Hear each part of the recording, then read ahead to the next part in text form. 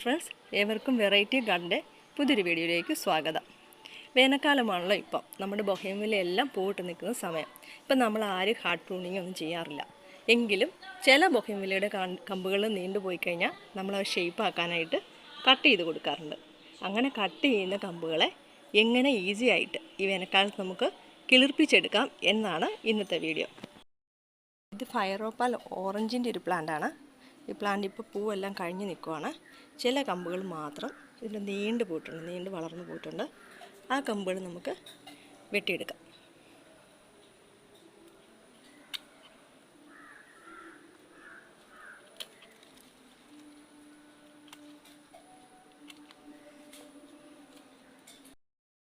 നടാനുള്ള കമ്പുകൾ നമ്മളെപ്പോഴും ചെരിച്ച് താഴ്വശം കട്ട് ചെയ്യണം.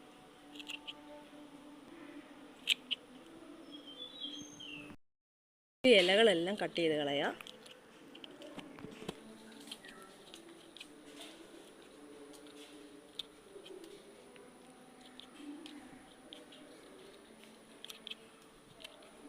നേരത്തെ പൂവന്ന ഭാഗങ്ങളും കട്ട് ചെയ്ത് കളഞ്ഞ ശേഷം ചെറിയ കമ്പുകളായിട്ട് നമുക്കിത് മുറിച്ചെടുക്കാം. നമ്മൾ ഈ കട്ട് ചെയ്ത ചെടിയുടെ ചൂട് നല്ലപോലെ ഇളക്കി കൊടുത്ത ശേഷം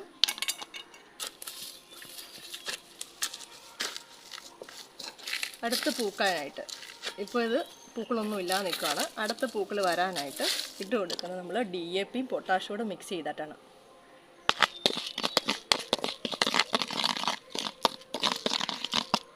ചെടിയുടെ ചൂട്ടിൽ നിന്ന് മാറ്റി ഇട്ട് കൊടുക്കാം.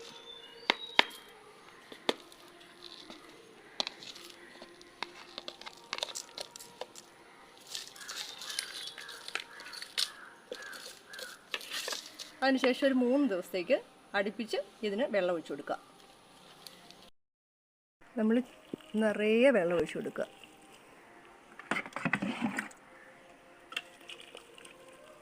വെള്ളം താഴെ കൂടെ പോകത്തക്ക വിധത്തിൽ വെള്ളം ഒഴിച്ചു കൊടുക്കുക.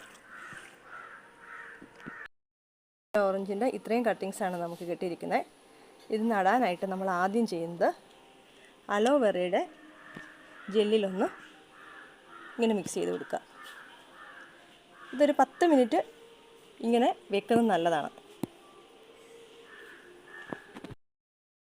പോട്ടി മിക്സ് ആയിട്ട് എടുത്തിരിക്കുന്ന മണ്ണും മണലും മാത്രമാണ്.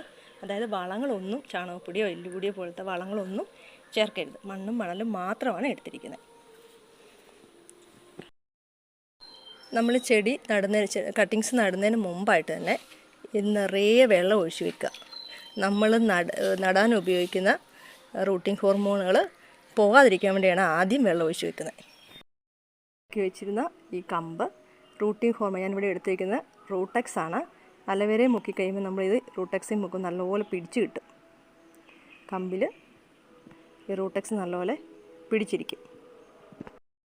ഈ പോട്ടിലേക്ക് ഒരിക്കലും നമ്മൾ ഡയറക്റ്റ് ഈ കമ്പ് കുത്തരുത്. നമ്മൾ വേറെ ഏതെങ്കിലും ഒരു കമ്പെടുത്ത് ഒരു ഹോൾ ഉണ്ടാക്കിയ ശേഷം ഈ കമ്പ് വെച്ച് കൊടുക്കുക. അതിനുശേഷം കൈ ഉപയോഗിച്ച് പ്രസ് ചെയ്യുക. നമ്മൾ കട്ടിങ്സ് എല്ലാം നട്ടിട്ടുണ്ട്. ഇനി ഇത് ചെയ്യേണ്ടത് എന്താണെന്ന് വെച്ചാൽ ഈ കമ്പുകൾ മുട്ടാതിരിക്കാനായിട്ട് നമ്മൾ വേറൊരു കുറച്ചുകൂടെ ഹൈറ്റുള്ളൊരു കമ്പ് വെച്ച് കൊടുക്കുക.